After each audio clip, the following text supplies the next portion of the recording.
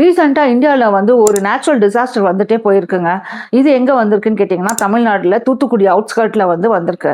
இந்த natural disaster பேர் வந்து டொர்னேடோ. டொர்னேடோ கேட்கவே கொஞ்சம் ஆச்சரியமாக இருக்குல்ல. ஏன்னா இது வந்து அடிக்கடி நம்ம வந்து ஃபாரின் கண்ட்ரீஸில் தான் வந்துட்டு போயிருக்குன்னு நம்ம கேள்விப்படும். இது ஒன்றும் இல்லைங்க, இது வந்து காற்று வந்து எப்படின்னா கீழே வந்து ட்ரெமெண்டஸ் ஸ்பீடில் ரேஸ் ஆகி மேலே ஃபனல் மாதிரி போய் ஸ்கை வரைக்கும் தொடுமா.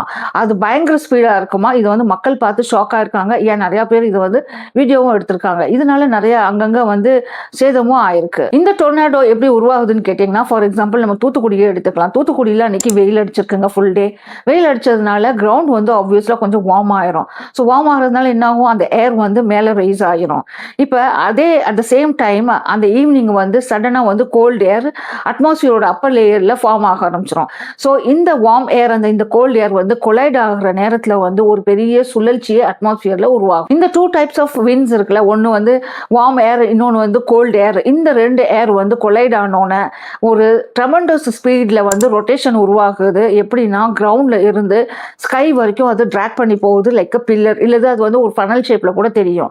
இது எப்படி இருக்கும்னா லைக் இப்போ மிக்சிக்குள்ளார எந்த இன்க்ரீடியன்ட் போட்டாலுமே அரைச்சிடுல, அந்த மாதிரி தாங்க இந்த டொர்னேடோ வந்தபோது உள்ளே எது இருந்தாலுமே சுற்றி ஒரு வழியாயிரும். அது இதுதான் வந்து டொர்னேடோன்னு சொல்கிறது. நான் முதல்ல சொன்ன மாதிரி இது வந்து நம்ம ஃபாரின் கண்ட்ரீஸில் தான் கேள்விப்பட்டிருப்போம், லைக் அமெரிக்கா இந்த மாதிரி கண்ட்ரீஸில். இப்போ இதுக்கப்புறம் என்ன ஆகும்னா, போஸ்ட் சம்மருக்கு அப்புறம் ஹீட் கன்வர்ஷன் நடக்கும்ல, அப்போ கோஸ்டல் ஏரியாஸ் ஆஃப் தமிழ்நாட்டில் வந்து ஒரு சின்ன சைக்ளான் வந்துட்டு போன மாதிரி இருக்கும். சென்னையில் இருக்கிறவங்க எத்தனை பேர் அதை வந்து உணர்ந்தீங்கன்னு சொல்லிட்டு கமெண்ட்டில் ஷேர் பண்ணுங்கள். இந்த மாதிரி சின்ன சின்ன தகவலுக்கு என்னுடைய சேனலை சப்ஸ்கிரைப் பண்ணிக்கோங்க.